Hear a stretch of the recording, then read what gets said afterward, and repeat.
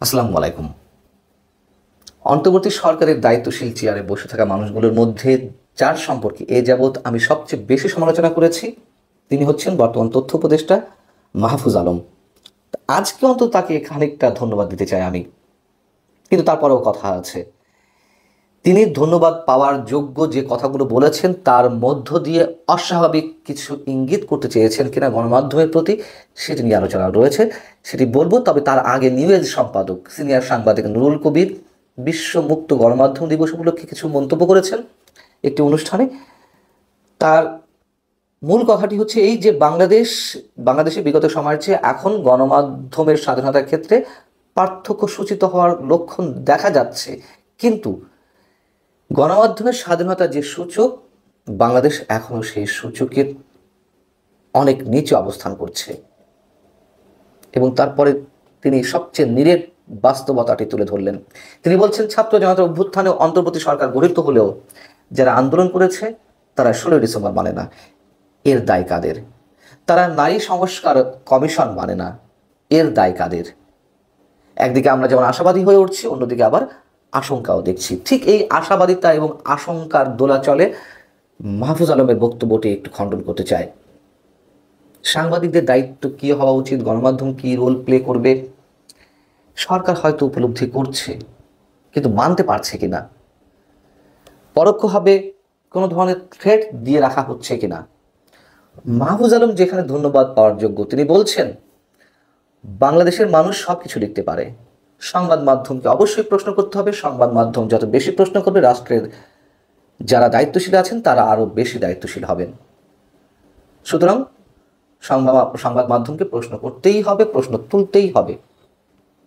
কিন্তু তিনি আবার বলছেন সেই প্রশ্নগুলো কতটা মেলাইন করা হলো, সৃষ্টি করা হলো, সে সম্পর্কেও সাংবাদিকদের বোধে থাকতে হবে, বিশেষ কারোর পক্ষ অবলম্বন করা যাবে না।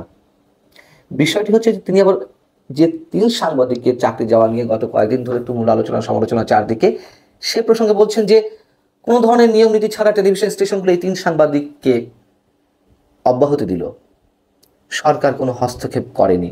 আমি নিজেও বিষয়টি বিশ্বাস করতে চাই, সরকার কোনো হস্তক্ষেপ করেনি। কিন্তু তিনি যে ব্র্যাকেট বন্দি করলেন সাংবাদিকদের স্বাধীনতা, সাংবাদিকদের প্রশ্ন করার অধিকার বিষয়ে যে মেলাইন করা যাবে না, বিষয়টি ব্র্যাকেট বন্দি করলেন। এইভাবে ব্র্যাকেট বন্দি করে স্বাধীনতার কথা বলা হলে গণমাধ্যম মালিকরা কি সেলফ সেন্সরশিপে ঢুকবে না? অবশ্যই ঢুকবে, অবশ্যই তারা এগুলোকে থ্রেট মনে করছে।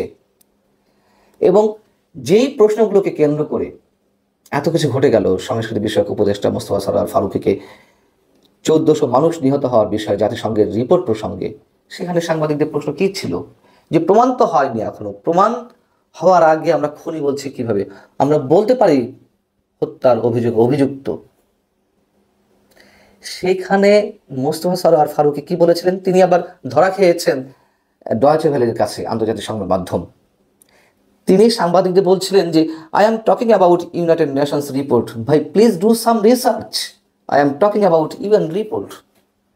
অর্থাৎ কেন ভাবে প্রশ্ন করছেন, ইউএন রিপোর্টটা আগে ভালো করে গবেষণা করুন, দেখুন, ভালো করে অর্থ বোঝার চেষ্টা করুন। কিন্তু তিনি নিজেই যে জানেন না ওই সময় পর্যন্ত যে ইউএন রিপোর্ট কি বলেছে। ডয়েচে ভেলে তার একটি প্রতিবেদন করতে গিয়ে জাতিসংঘের প্রতিবেদনের সারসংক্ষেপের সবশেষ অংশটুকু তুলে ধরেছে, যেখানে বলা হচ্ছে একজন অপরাধী, জাতিসংঘের মানবাধিকার বিষয়ক হাই কমিশনের যে মন্তব্য, একজন অপরাধীর অপরাধ প্রমাণে এসব মান প্রমাণক হিসেবে ফৌজদারি কার্যধারায় অপরাধ প্রমাণের জন্য প্রয়োজনীয় মানদণ্ডের চেয়ে কম, উপযুক্ত কর্তৃপক্ষের মাধ্যমে আরও ফৌজদারি তদন্তের প্রয়োজন রয়েছে। অর্থাৎ তারা যা বলছে তাই সর্বে সর্বা নয়, সেটি শেষ কথা নয়।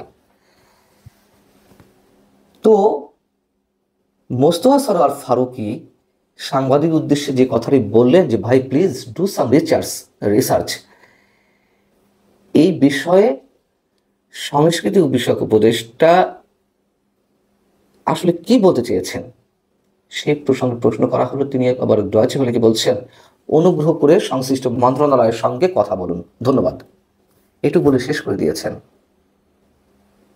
তার মানে কি, মোস্তফা সরোয়ার ফারুকী যে সাংবাদিকদের অবদমিত করার জন্য যেভাবে ঠান্ডা মাথায় ঝাড়িয়ে দিলেন যে ডু সাম রিসার্চ।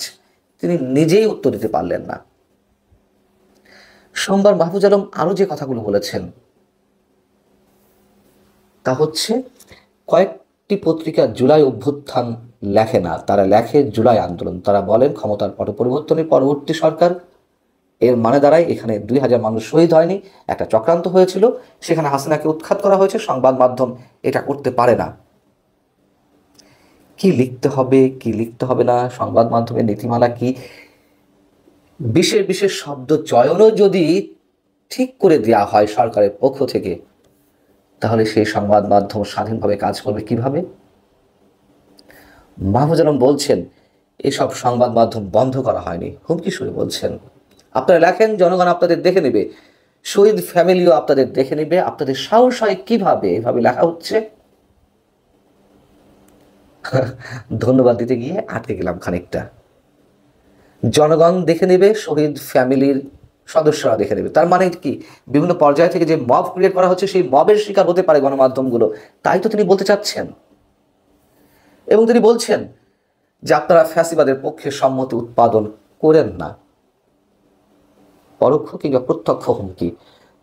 এবং মজার কথা কি, যে ফ্যাসিবাদ ফ্যাসিবাদ বলে মুখে ফেনা তুলে ফেলা হচ্ছে, সেই ফ্যাসিবাদের দোসর সেই হাসিনা সরকারের সবচেয়ে চাটুকার ব্যবসায়ী বসুন্ধরা গ্রুপের টাকা খেয়ে বসুন্ধরা গ্রুপের চেয়ারম্যান শাহ আলম সোবহান সাহেবের মুখে কেক খাইয়ে দিয়ে সিনিয়র সাংবাদিক শফিক রহমান যে ভয়ঙ্করভাবে তার দালালি করলেন জাহিদিন পত্রিকাটি আবারও বের করার জন্য তার কাছ থেকে মোটা অঙ্কের টাকা নিয়ে, সেই শফিক রহমান মাহফুজ আলমের ওই বক্তব্যের দিন তার পাশেই বসা ছিলেন।